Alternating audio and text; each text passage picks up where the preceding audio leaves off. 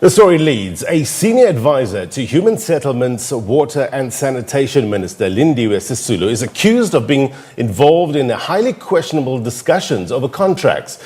This is information from the city press, which alleges that there is an audio recording that implicates the advisor in actions that may not necessarily be criminal, but highly questionable. I want to get the very latest, get some clarity, get a perspective. We're joined by Yonela Diko, head of Communications at the Department of Human Settlements, Water and Sanitation. Sir, a very good morning to you.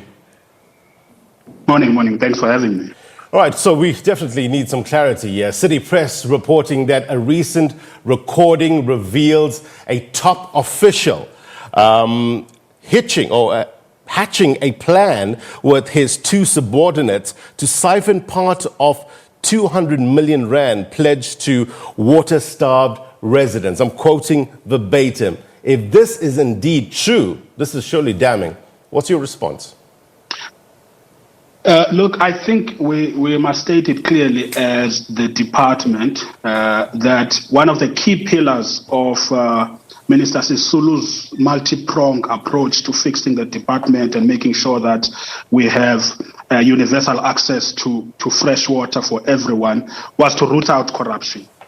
Because the master plan that she had done with her team said that we need almost 30 billion for the next 10 years to make sure that on every square mile in this country, we've got fresh access to fresh water access for every citizen. So any money that is available in the system needs to be channeled to the right place. So we frown upon any attempt by anyone to embezzle the department and use the department for their own self-indulgence. So when this audio came out, the senior advisor himself, which is Tamika Plachi, is known. He just wrote a book on Sobukwe. He's done quite a lot of things. But when it came out, he, as a responsible person, decided to write to the minister, say, Minister, this has come out. Can I get a special leave so that whatever investigations accrue, I might not be in a position to interfere? The minister endorsed that request. So he is on special leave while investigations are underway. So you are saying, because this article talks about this audio recording, and one of the quotes from the recording says, we can all share the slice because it is a lot, end quote. You saying this audio recording exists. Is it legit? Firstly, I think it's important for us to say that the recording does exist. And the contents of it? Have you verified the contents of this recording?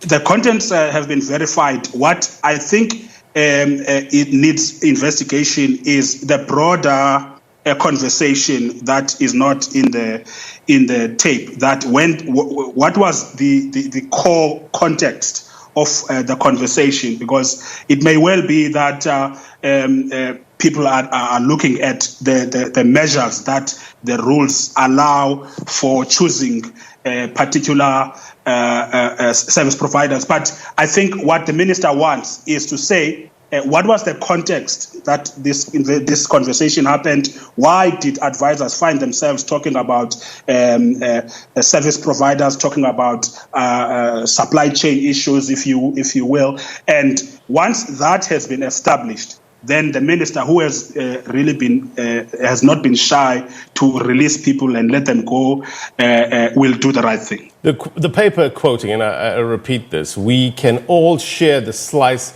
because it is a lot. What do you think the context here is? Firstly, that looked at it in that sense, it is distasteful, because what it implies is that here are officials who are given a responsibility by taxpayers to use their money in the most prudent manner to provide the most important resource that this country needs, deciding to, or at least talking about possibilities of self-enrichment. That is the context within that line. But I think, as any investigator would say, what's important is that the conversation needs to be known in its entirety so that a fair decision can be taken. Talk to us about the Sedibeng board. How many board members are still remaining on this board?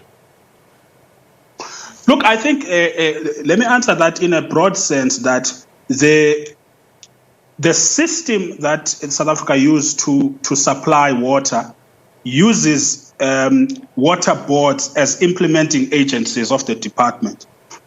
So that then places them at the coalface of implementing whatever master plan there is.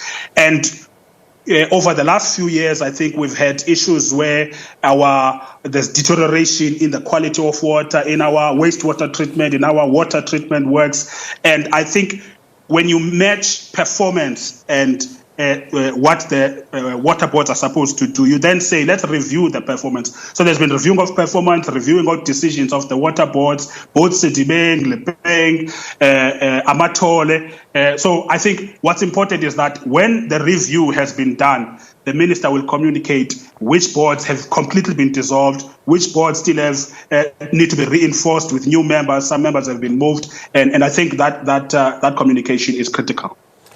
The bigger issue here is water issues. The community complaining for a number of years now. This is not recent. A number of years in the Maluti Apafong, in Kwakwa. I mean, what sort of progress has there been made since, these protests? We've seen these protests. We've seen COVID-19 acting as an agent, one would say, in fast-tracking service delivery. What can you tell the people of the Free State with regards to service delivery in terms of water provision? Look, I think the current stats say that there is just 64% of South Africans with reliable water supplies. And that is said in a sense that there is a huge chunk of people who the supply is tentative, sometimes it's there or not there. And the master plan that the minister did was to then say, let's quantify the need, let's quantify the resources needed to meet that need, and then let's quantify the time that we need to get to where we want to go. So I think if you look at the plan for the next 10 years, it's a plan that says by the time we are done with looking at whether there's new water dams that need to be built, whether there's tanks that needs to be strategically placed, whether there's need to be wastewater plants that needs to be rehabilitated. But by the time we're done, we've used the money that we have efficiently to meet the need that we have of the rest of the 36% of the population that has got unreliable water supply. And we've done that in a time frame that we wanted to place for ourselves. So I think it's unfortunate that there has been challenges in the department. There has been lapses. Sometimes there has been a lack of sense of urgency. And as you rightly put it, COVID-19 exposed that lack of urgency such that we have to buy now thousands of tanks on an emergency basis. But the task of the minister now is to say, those are the past problems. We've got a plan. We've quantified the resources we need for the plan. We've quantified the time we need to achieve that plan. Let's go. Yonela, Diko, we appreciate you coming on and giving us the department side of the story. Be well, sir. Appreciate it. Thanks. All right, Yonela Diko, Head of Communications at the Department of Human Settlements, Water and Sanitation. We will try to follow up on this story. It's in the City Press today, so the department reacting to that story in the City Press.